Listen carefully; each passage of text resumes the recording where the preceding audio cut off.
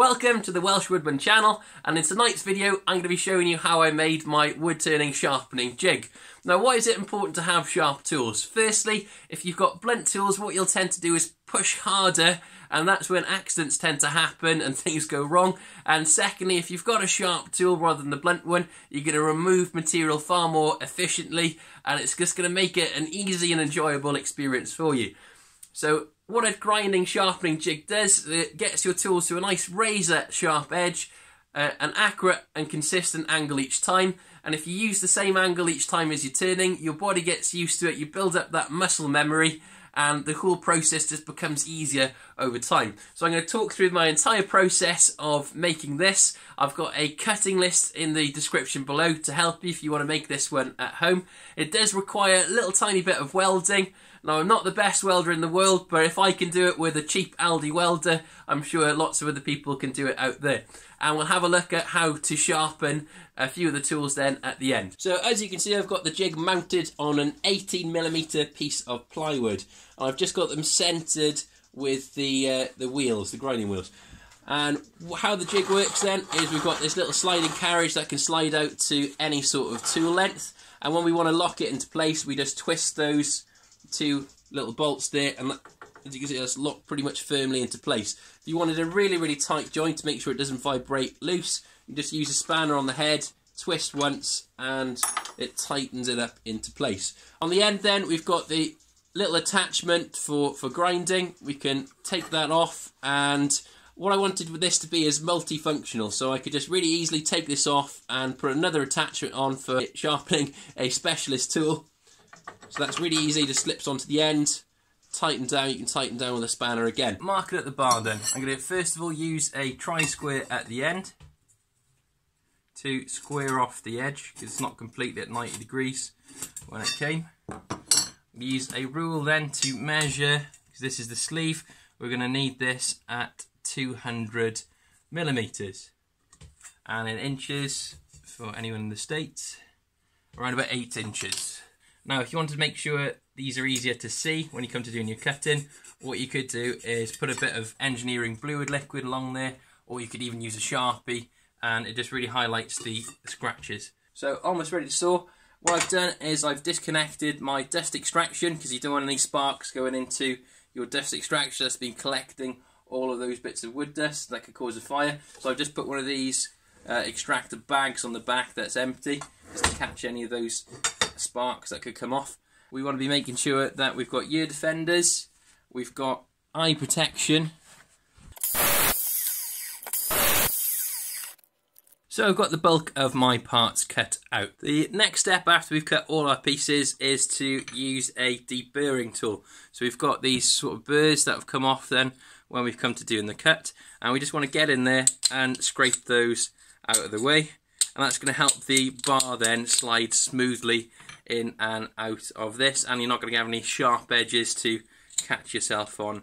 So the welder we're going to be using for this project actually came from Aldi, so it's a Work Zone brand, but I had it for about a year and it's done me well for small projects for the weekend. The fun part, the welding.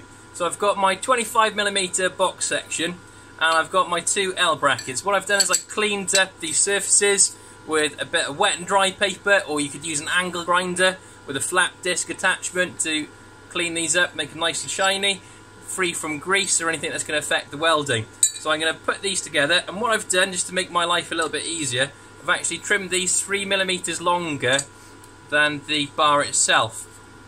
And what I'll do after I weld them then, I'm going to do a cut to make sure everything's all nice and lined up. You can use one of these magnets, so you just put it on diagonally, and we can line these up pretty accurately, and we know that's going to be touching the bottom there. Clamp that up into the vise then. As it's tight in the vise, it tends to flatten up. What we're going to be doing is running a bead of weld in between this little groove. So where those corners are rounded over, it's create a little sort of dip, and we're going to weld all the way along.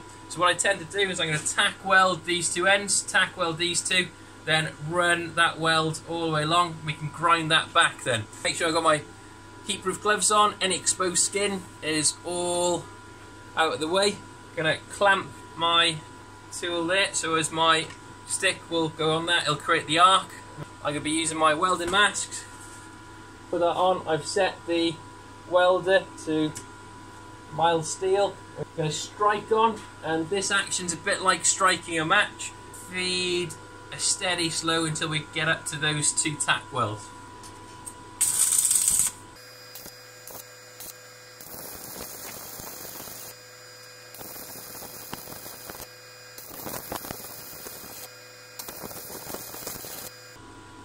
Well, that's good. Any sort of excess there, we can just give a little tap, flip them around. Then we're going to run 2 more beads either side just to make sure we've got a really strong tight grip on this.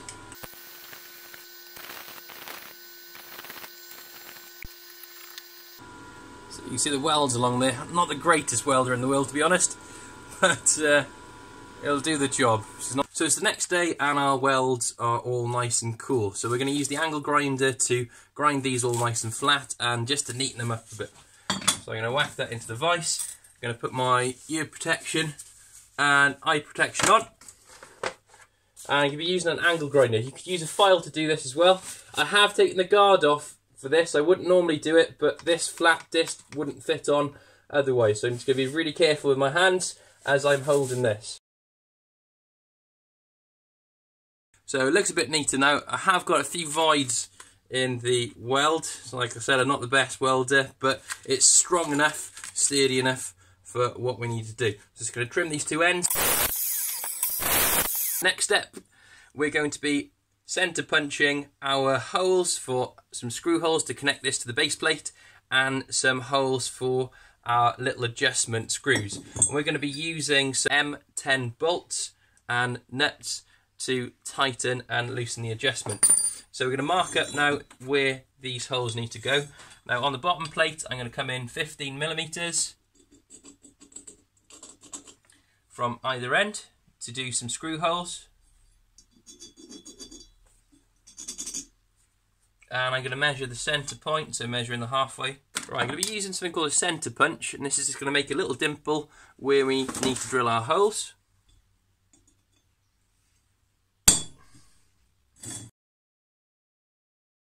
So to mark out where the bolts need to go, what I tend to do is put the flat part of the nut against the bottom. Then we're going to need to centre punch smack bang in the middle of that. So I've put this into the metal vise just to make it a bit easier. Big old tap. And we do the other side.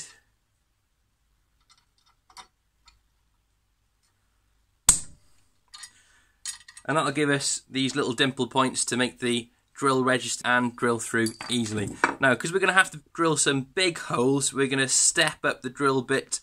Rather than drilling one big hole to begin with, we're going to do small, then the next size up, and that just makes drilling a little bit easier and more accurate because you're going to get less vibration then in trying to drill a larger hole than a smaller one.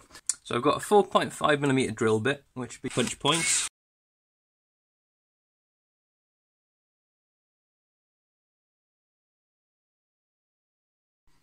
Next step, then I've got my M10 bolts and a nut, and I've threaded that on till it touches the other side. So I'm going to put that in there and it'll stop it at just the right point that I need to do my weld. So I'm going to tack weld the screws to go through these on really quickly. Then take these out, then put a bead of weld all the way around the nut, so enough that it's strong enough to hold this into place.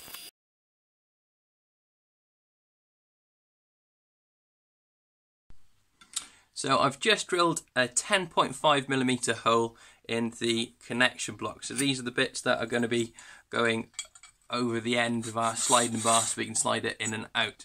So I'm just going to weld on a nut exactly as I did for the side. So we've got the nuts all welded on nice and secure. We're going to whack this back in the vise on the other side because we're going to be welding on these little angle iron sections again. So this is where your turning tool is going to go into, and you'll be able to turn or grind a profile even for your turning tools. So we're going to weld this on. The way we're going to do this, to make it easy, I've scored a centre line along there. I'm lining this tip of the triangle up with that centre line, and I've got a G-clamp then to hold it into place. Going to tighten down. So looking like 90 degrees is lined up with the point and the inside of the point. along the centre line, so we're going to tack this into place again with a bit of weld. All the welding complete and grinded over with an angle grinder. What I'm going to do is re-tap the nut holes, as when you weld sometimes they expand and contract, and that can affect the thread going through, or if you've got a bead of weld that managed to get underneath somehow. So what I'm going to do is use a tap, an M10 tap, just to tap out the holes again, and that should help everything flow through nice and smoothly. So the next step, I've got some bolts. Now you can just start off with smaller bolts, and I would suggest doing that, just buying smaller ones, but I've got these left over from a building project when I was making the lean-to, so I'm just going to cut these down right about there, so about an inch.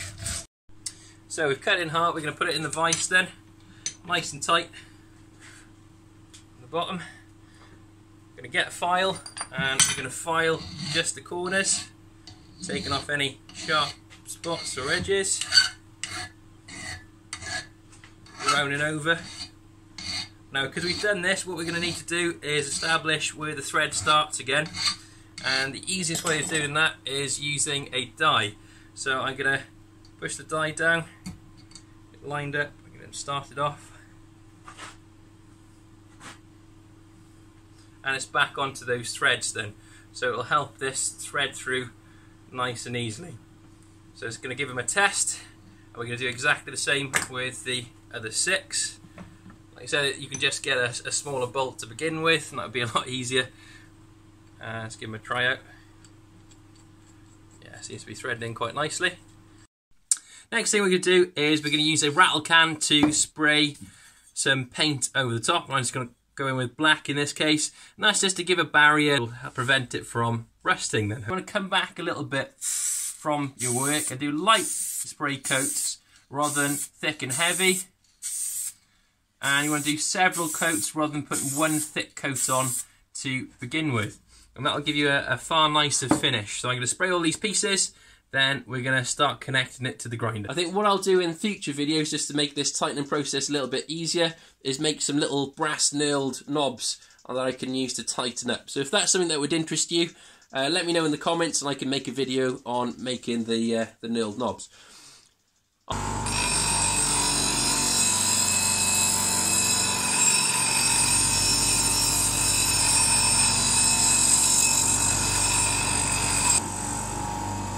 So we rest it flat, rotate, flat, rotate. Thank you so much for watching tonight's video. Hope it's been really useful for you in understanding how the jig works and how to make it. Now, I made this jig around about 6 months ago, so I wanted to give it a really proper field test before posting it online, so apologies for some of my subscribers that have been waiting a long time for this to come out, but I just want to make sure I was happy with it. In upcoming videos then, I'm going to be doing a far more detailed version of how I sharpen my traditional wood turning tools. So if you've yet to subscribe, please support me in subscribing to my channel, and if you hit the bell icon, it'll give you a notification when that video is coming out. In next Friday's video then, we're going to be making this table sharpening jig for sharpening things like your skew chisels, scrapers, etc. So I hope to see you in the next video. Diolch yn fawr, nos da.